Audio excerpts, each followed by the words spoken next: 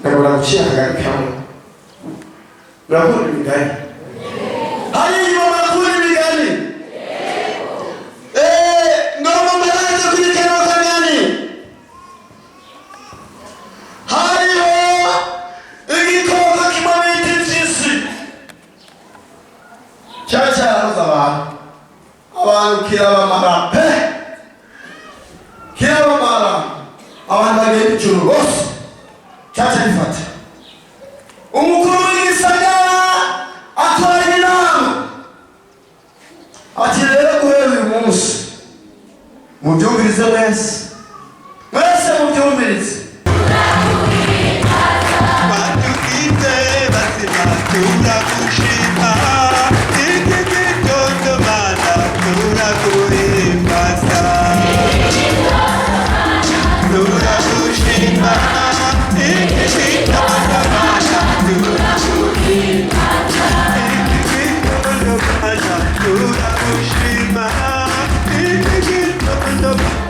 turaguhimbaza iki gitondo mana turagushima iki gitondo mana turaguhimbaza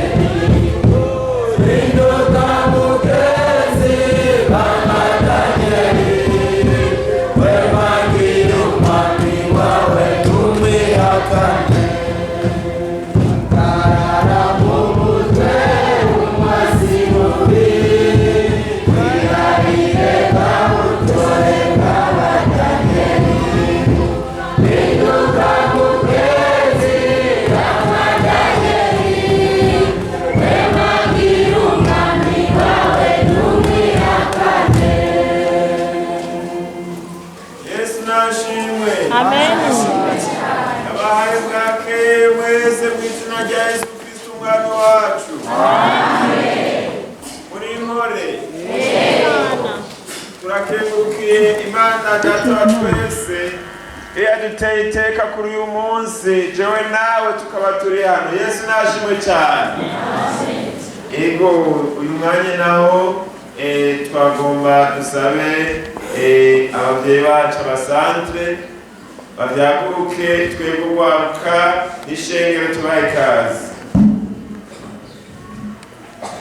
Mbega ababyeyi bacu murabakiriye? Yego. Mw'izina rya nde? Yesu Kristo. Yesu Kristo abakorera iki? Abahezagirane natwe iminsi yose kugeza Yesu Kristo agarutse. Amen. Uyu mwanya nawe turabahaye twatwakire n'abashyitsi. Iki gitondo Bwana turagushima.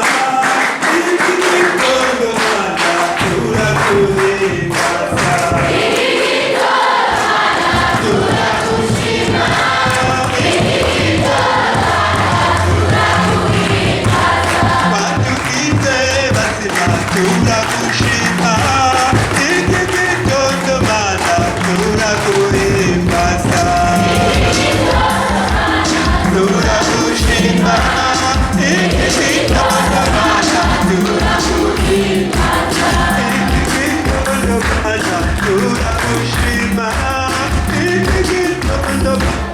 turakuhimbaza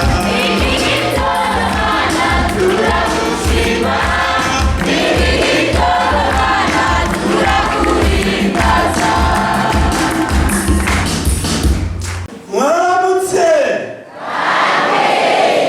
yesu ashimwe kandi ahabwe iki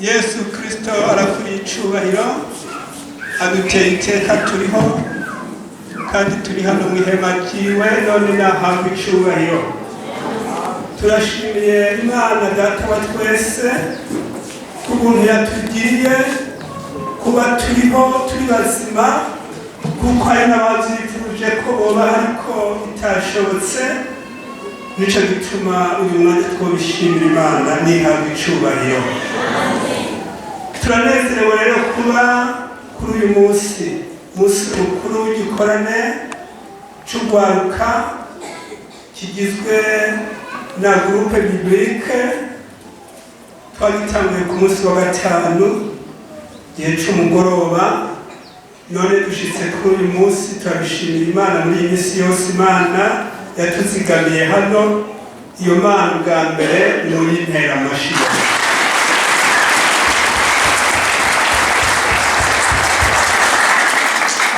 ego twagomba rero twakirane twagomba rero duhe kaze abo mu bubwiza bw'amabayi bagizwe n'amashuri ashika 4 mabayi Mutahana Kibande na Mushingi kaze yesu abahezaje ego hama rero twagomba twiyegetse kandi abashitsi wabagize inzara n'inyota yo kubana natwe kuri uyu munsi bava mu madini atandukanye tubandikanye batwiyereka aho bari tubahe kaze ko turanezerwa n'abashitsi kandi umuntu yakira uwabona uyumva ko ari umushitsi ahaguruka hari tumuhe kaze ego twamubonye kandi aho hagati na barimo ego mbeshengero murabahaye kaze yesu kristo abakorera iki iminsi yose kugeza yesu kristo agarutse amen murakoze cyane hano rero turafise kandi urwaruka kuva mu bitabo bahaguruka aho bari nabo nyine tubakire ego hari urwaruka kandi rwaje ruva mu ruhororo nabo nyine nibahaguruke batwiyereke tubakire hari urwaruka rwaje ruva mu gakerekwa nabo nibahaguruke aho bari ego baje kwifatanya natwe baje kwifatanya n'urwaruka muri kino gikorane none rero shegero nabo nyine murabaye bwakeye bagume bahagaze twagomba tubereke kandi abashitsi abatumire korale biblique yaje iva mu Rusagara nabo nyine bahaguruke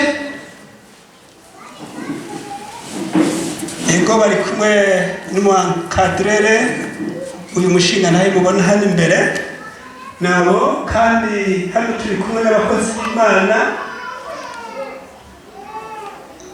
heriye ku musantere dukorana abarongozi b'ishengero abavugabutumwa abadiyakoni bose nibahaguruke twakiranye mu izina rya Yesu ego twagomba rero twakiranye muri uyu mwanya 1 2 3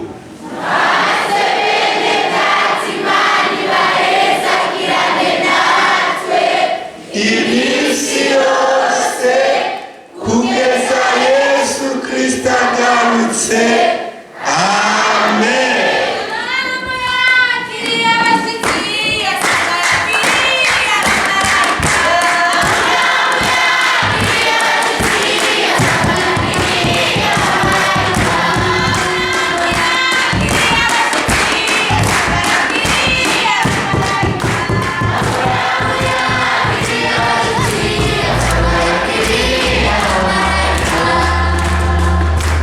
mwese mu izina rya Yesu Kristo.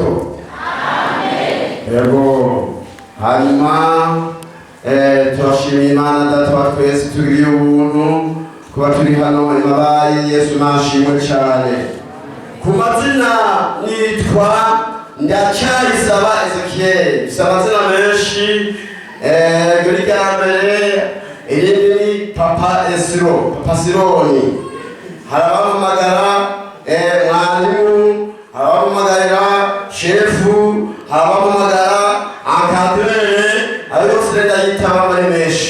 Yesu nashimwe cyane. Dufise umudamu rero umwe n'abana babiri. Umudamu wanje n'ujya babandikira amakata y'Ubukristo, abatayandikisha muzoza kuyandikisha amafaranga si menshi n'amajana 6 yonyene. Yego, amakata y'Ubukristo ni byiza ko umuntu ayigumana. Hariho umuntu yakijije iyakarata yakijije umuntu ahantu hamwe yahunze muri Kongo, abantu byangombwa bamubaza ibyangombwa arabura ikintu na kimwe. Hanyuma rero asasa kureba iyakarata y'Ubukristo ati jewe ngiyi nacarengana asarengana. Yego kabisa, abandi nabo twabafunga. Yesu nashimwe cyane. Hanyuma rero twaje tukorera n'abanyeshure hariya ku Rusagara, abandi turiyo tubaramutse guhera mu rugo n'abarongozi baturongoye, abavugabutumwa, abapasiteri mu santre bose badutumira tubaramutse mwakizo nasho zabo.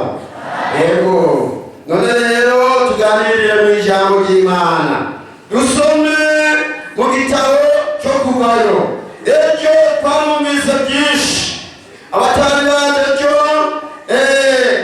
ni ukuvuga ngo bari mwafatiriwe ngo nikita kuza kumva ijambo ry'Imana. Yego, ejo twamumvise ibitari bikeya. Reka rero kuri uyu munsi wo gusozera dusangire irindi jambo rimwe mu gitabo cyo Kuvayo igice c'umunani. Igice c'umunani mu gitabo cyo Kuvayo tuza gusoma ijambo ry'Imana.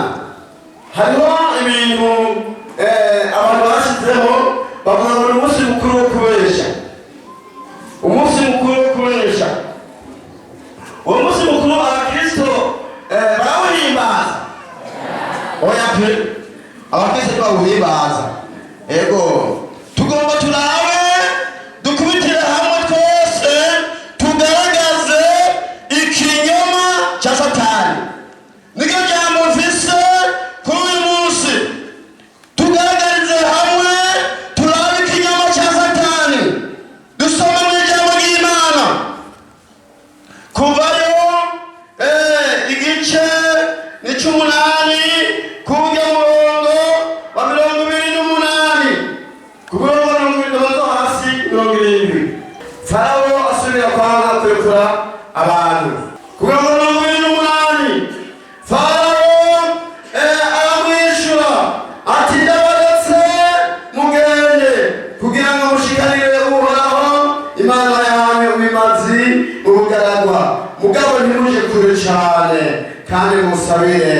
Yesu nadafashe cyane. Nijambo tugomba gusangira n'ikinyoma Farawo yabwiye Mose. Aramubwira ati mugende, ndabaretse mwigire mbere mugende, mugabo ntimuje kure cyane nagiye musabire. Yesu nadafashe cyane. Iki gitabo cyanditswe n'uyu Mose, yanditse ibitabo bishika 5. Hanyuma rero iki kivuga ibyo Kuvayo kwa Isirayeli nyine bavuye muri Egiputa.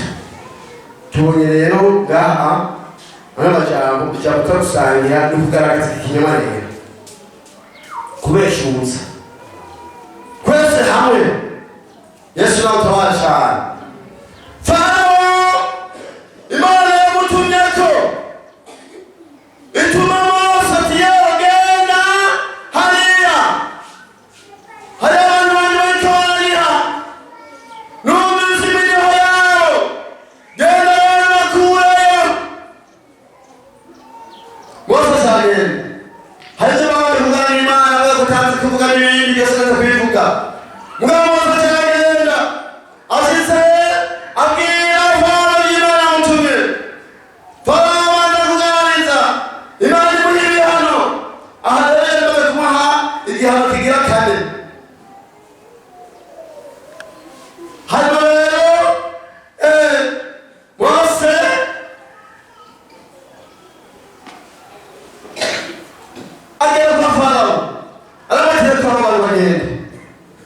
tabara cyane yabafana bayakura abantu bagende farati ndabarekuye heze mbere baje kubabaza mbega muzojyana n'abandi n'abandi tuzojyana n'abahungu bacu n'abakobwa bacu amasho abatama n'abatamakazi nta kimwe tuzosiga farati ati muzojyana abo bose ati rero nakubwire rero bose genda ufate abatama ubajyane abatama bajyane nta kibazo mukambi mu misore n'inkumi abo bantu bakiri bato ubagumize ngaha Mose ateka twebwe tuzogenda twose n'abana bacu n'amasho yose ngo barakubwire rero wa muntu uri ngaha Imana ishimwe ko muri iki kiro gikorano cy'urwaruka hajemo n'ababyeyi babyeyi Imana ibahezagire mwabagize neza cyane Imana ibahezagire muri baruka abana mugabo uyu munsi mushima tubagumiza hariya oya Mose yabwiye Farawo tuzongera twese ndetse no tubacana nta na kimwe tuzosigaza inyuma ubu rero bamwe natudutega muri abantu yari mwigisha w'abana natudutega muri abana bambariye amashuri ubona agenda abaza abana turababura abana bo kumushinge twababoye nabajije abana bo kutahana sinababoye n'abana mu kibande nabonye umwana umwe kandi ababyeyi bumva wowe rero babona hariya ni kure uza kwahirira akayatumba n'ibindi urumva umwana hariya yoca mw'ibarabara imodoka zo mugonga nawe uko wamusize muhira se ni umucunzi cyacumwa n'Imana hewe uyu umusego wamusize muhira ni wowe umucunze cyacumwa n'Imana sawa barongike gusenga murajya biga mu gatondo twese naho twakuriye nicyo gituma batwigishije ijambo ry'Imana hanyuma rero ijambo ry'Imana riradukuza turakura natwe tugaburira abandi Yesu nashimo cyane yego turabona ubutarero bajya abana tubararungika abana baza mu miga y'abana bajya babigisha abana babigisha Yesu nashimo cyane umukobwa umwe yamwigisha abana hanyuma rero agira umuntu aronsa umugabo aratera abana umwana wanjye aramuronka atatara kuja gusenga atara gufatirirwa bimufatira byari bibonetse rero mba ataramufatirwa bakadareba abantu rero shaho nawe ndetse ko rero turaza gusenga turaza mu bana urumva urabona prema birangoye afise umuzigo ukeka urashako babagaye babiri ukeka ngaye urashako rero ibingorane igikorwa cy'Imana acareba babaza no gutekereza byagenze gute urumva prema urumva n'ukuri urumva byarangoye babona abana prema abana babiri byabo bikora bakaya abana mbega abana n'icyaha Imana iti rero kenda kwerekere umusore ugashaka kumesa agiye kumesa umwana umwe agenda atwara akayoya abandi basiga muhira agiye rero agacuko kamukurikiye ariko yamesa adareba abategeko bagati yewe nyakurawe umwana agatira mugonzi adakubwira waburi nawe ateretse gaho impande y'uruzi nawe utekera kumubagara n'uruzi atekera kwabo hanyuma rero azasenga Imana rero jamani bazanezereje abana no kwigenza Imana rero ishamwishuye si yindi hari Imana yishyura wavuze ko namuhaye umuzigo nagomba kwigaba hanyuma rero ubana bikorera Imana ntabwo bakorera Imana ngurumva birangoye ko yarabiguhaye. Yesu natwara cyane. Farawo abwira abantu mugende mugabane mujye kure. Niko tubona mu ngoro y'Imana mugabane ibintu Satani yaguriseko ati genda mugabo hari ahantu ari mujeri hari ahantu uri Satani yagushize yaguze ati genda mugabo ntujye kure. Yesu natwara mugabo ukwiye kumucika yewe mugabo nanjye ukwiye kumucika uti oya tushobora kubaho. Yesu natwara yewe wowe ari munsi umviriza itangazo Satani yakuzirike wakora ibintu biri hafi yakurumbitse. Genda ririmbe ngabikimugihe genda ibikorerwa ibintu bireke. Hariho akanyobwa bita hatangawiza lagaciye je ni umunsi bagaca ku rusengero ngira atari gukoma amashi ko cyose sinigeze ndakanwa kabisa mugabo narakagwana ndabisikitana nakagwanje kuko umugabo we yarambaye ati yo naramwihera ubwire imvura iba yaguye rero ati rero gutambuka intambwe imwe nayikubita hariya iyindi nkayikubita hariya uwaca ndagenda ndaryama n'ibirato sinakura amashuka nayanduza. Ati rero ukuntu nayigize n'umugore yaciyata twashimye kugura yana. Yesu natwara cyane. Ubu rero umviriza ndamusiga mu kuvuga haba rero Satani ahera abyata mwebwe mujye gusenga mugabo muzogwa mukana kibazo muri hariya nanye bamushiye none. Yesu natwara mugabo Satani yaguze ati genda umvirize mugabo ntujye kure. Satani yaguhenze. Yesu natwara cyane. Satani yaguhenze byaba byiza umumara amazi amubwira ati twebwe tuzojyana abana bacu bose n'abahungu n'abakobwa ntabwo tuzosigaza. Yesu natwara cyane. yewe umuntu w'Imana Imana wewe umuntu n'Imana reka gusigaza reka ibyo wisigarije oya Satani yaguhenze icyo nyene wisigarije. Yego ndafise umutwe wanje yaragiye kupresenta icyo tawe mwari Bujumbura hanyuma rero ndamuherekeza hanyuma rero duhura n'umuntu umwe yambaye nabi yari umukobwa yambaye nabi hanyuma rero bakije ngo baje bari kumwe ambwira ati kandi ahubona ati barakomeye mu idini kanaka yadini nanjye bagiyinzira yatuma umurongozi akomeye cyane mugabo yambaye nabi. Jewe rero ibiro bikurikiranye yasiyaza ahagana impande yanje uyu muntu vrema uyu muntu jewe oya nshadumuruta ndamuta ngenda kure aho nkomeza n'ibirori kuko umenya hari abantu benshi asaza nk'abari imbere yanje azorekana amatakoriro agahutu kari gacirewe nkahaye kandi yari umurongozi wakora. Yesu natwara cyane. Nimugende ukabona nimuce kure hari imyambaro Satani wogera musenge ko nimuce kure ibibana ndisiga aya majambo bandanya Yesu natwara cyane.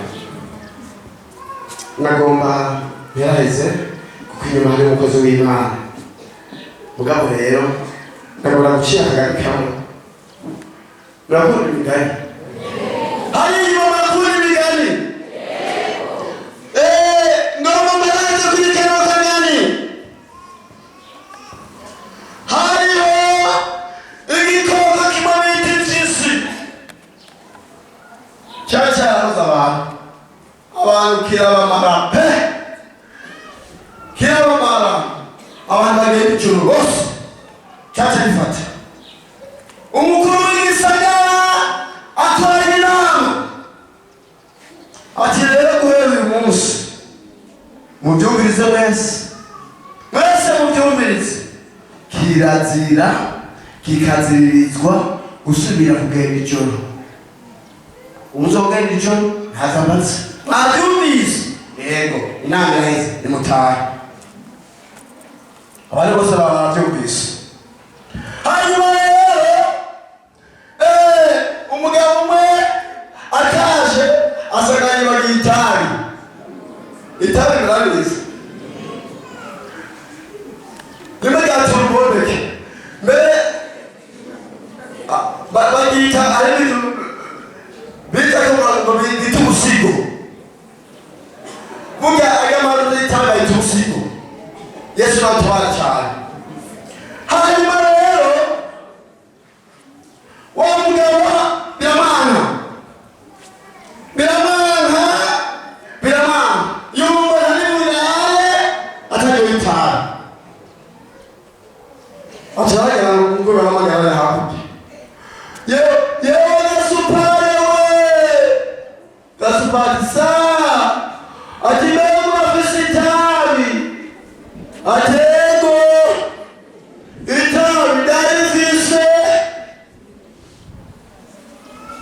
none rero hakuta ati wibagiye inama bakoze ko kizira kugenda ijoro rero abo bwamaze kwiga.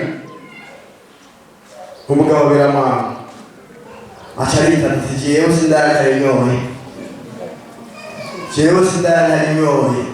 aritaga ati rero masime nje hajya sembe mumonga twashitse. Yesu natubara cyane. Hanyuma rero agisimba kabiri ikizati baracakira icyagera kwa mutamaga kwavu ati mutamaga kwavu bikira umuntu ngiye gutegera abandi bikira. Hanyuma rero gakwava ati sawa shiragaho. Gakwava aritegereza ati uyu mugabo vrema anjane ntamuriye kunatanga gatoya acaragenda akeba amatwi arakeba arotsa arajya. Hanyuma rero bugorobye masakanaka ikiziraza itero nwamuntu wanje abara ati nguyu ikisi itegeza ati wewe wa mugabo uyu muntu ntakwiye. Gakwava ati uwo muntu arakwiye ati kuko adakwiye kiraba neza. Ikiziti amatwi ariye wata amatwi bona. Gakwava ati ati kubura amatwi afise ati ubona amatwi agira ati none yokaba agira amatwi yari yatoze mu nama inama yari yumvise none yagira amatwi yari gushyira mu ngiri y'inama yakuze. Ni cyiza rero kweri uyu muntu nta matwi agira kweri kigero wawe umviriza neza ijambo ry'Imana rigize iminsi rizayavugwa kandi ugize iminsi uyumva mugirira inama aho hantu satani yagushyize avayo. Yesu ataba cyane uvayo uvuga ntupfe.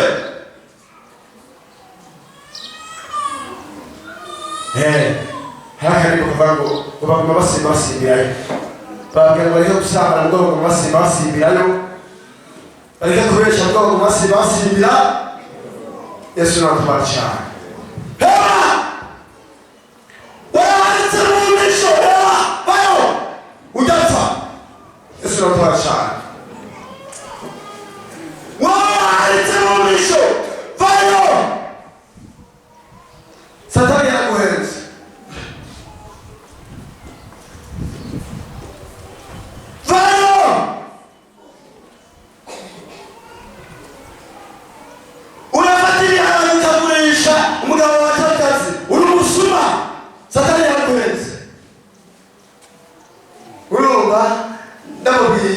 ntiyobyemera hewe ntuzubimubwire babana ntuzubimubwire ukagurisha uri umusuma satani yaguhetse yakubwira ati ntugende gusenga genda kuririmba mugabo ntuje kure n'ibigurisha n'ibibikore Yesu natabara cyane abandi nabo hari ibintu bambaye bituma batabyara umviriza neza Yesu nagutabara cyane ikimana kugomba ko rero nuko wohera ibyo byose ukizitura ahantu zitaramuzikiye ukavayo Yesu nagutabara cyane umuhigo n'uyu muntu yavuyeyo umuhigo n'uyu muntu yabwiye Satani ati jewe nzogenda neza n'abana nta n'amasiga kezo hasi Yesu nagutabara cyane mugabo uyu n'umuhombe asigaye yamwisi akirika ajuragirika ari byo bamubujije yiyegeje Yesu nagutabara cyane umuntu